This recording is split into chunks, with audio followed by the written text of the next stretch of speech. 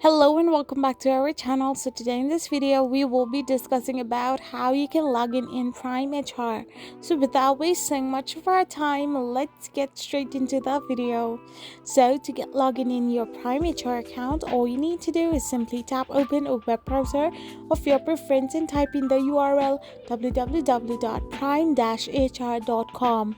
Once you do this, you will end up in this page where all you need to do is simply tap on the login and select the employee login option. Once you do so, you need to now type in employee code and your password for your account once you are in this kind of interface. After you are done with this process, simply tap on the sign in option.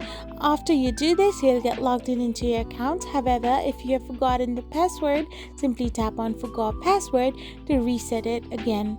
I hope you found this video helpful, so don't forget to hit that subscribe button and do give us a thumbs up. We will be back again with these informative videos. Thank you for watching.